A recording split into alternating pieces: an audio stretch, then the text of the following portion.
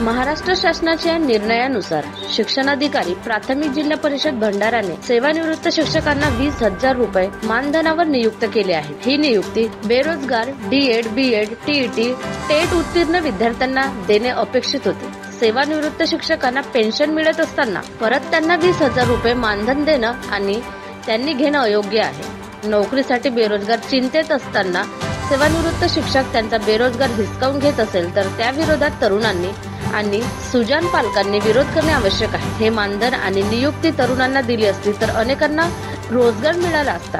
या आधारावर अनेक तरुणीचे विवाह देखील झाले असते। आपण जर हातावर हात घेऊन स्वस्थ बसलो तर सर्वच विभागात अशी नियुक्ती केली जाऊ शकते। याच पार्श्वभूमीवर आज दिनांक 1 मार्च 2024 रोज शुक्रवारला जिल्हा परिषदेवर सुरक्षित बेरोजगार ओबीसी क्रांती मोर्चा संघटनेच्या वतीने मोर्चा काढत निवेदन सादर करण्यात। या प्रसंगी ओबीसी क्रांती मोर्चाचे संजय मते, संयोजक जीवन भजनकर, उमेश सिंगंजुळे, निकेश रेहपाडे, अमित दूधबर्वे, महेंद्र तुमसरे, पवन मशिने, प्रकाश मुटकुरे, हिवराज नंदनवनवार, प्रफुल्ल मेश्राम, कामेश लेंडे, अमित वैद्य, गौरव कुंभारे, सुधीर सार्वे, सुरेश खंगार, श्रद्धा सेलोकर इत्यादी प्रामुख्याने उपस्थित होते।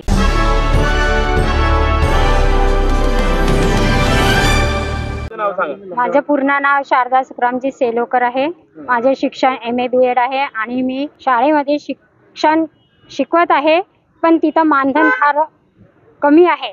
त्यामुळे आम्हाला 20,000 मानधनावर घेण्यात आहे। कारण जे निवृत्त आहेत त्यांना पेन्शन सुरू आहे आणि परत त्यांना 20,000 मानधनावर घेण्यात येते। हे चुकीचं आहे। सुशिक्षित बेरोजगार हे इतके रस्त्यावर येऊन पडलेले आहेत की त्यांना म्हणजे काय करावं, इतकी बेरोजगारी वाढलेली आहे। त्यांच्या जे सेवानिवृत्त आहेत त्यांना पेन्शन न देता मग त्यांना घ्यायचं असेल तर त्यांची पेन्शन रद्द करा, पूर्णपणे बंद करण्यात यावे, नाहीतर मग सुशिक्षित बेरोजगार यांना घेण्यात यावे। काय सांगाल, जिल्हा परिषदला तुम्ही आज म्हणजे बेरोजगारांसोबत जिल्हा अध्यक्षाच्या कॅबिनला गेले होते, नेमके काय विषय? ओबीसी क्रांती मोर्चाच्या माध्यमातून आम्ही जिल्हा परिषद सीओ कडे गेलो होतो। सीओने नकारात्मक उत्तर दिले। त्याच्यानंतर लोकप्रतिनिधी म्हणून जिल्हा परिषदचे अध्यक्ष साहेब युगळे साहेब यांना आम्ही भेट घेतली। त्यांनी असं म्हटलं की तुमच्या या मागणीला आमची जिल्हा परिषदचे पुरे 52 मेंबर समर्थन आहे। जर शासनाने तुमची मागणी जर पूर्ण केली नाही तर आम्ही तुमच्या पाठीशी राहू।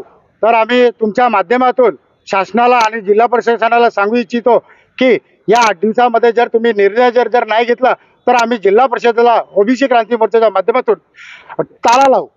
मी निकेश रेहपाडे, डीएड बीएड बेरोजगार।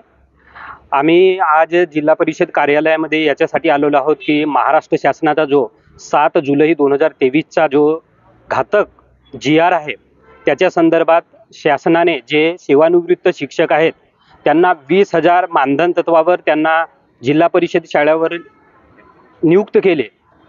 आमचा असा विचार आहे की त्याऐवजी तुम्ही सुशिक्षित डीएड बीएड बेरोजगारांना जर ती 20,000ची मानधन तत्वावर तुम्ही नेमणूक दिले तर त्यांचं भलं होईल।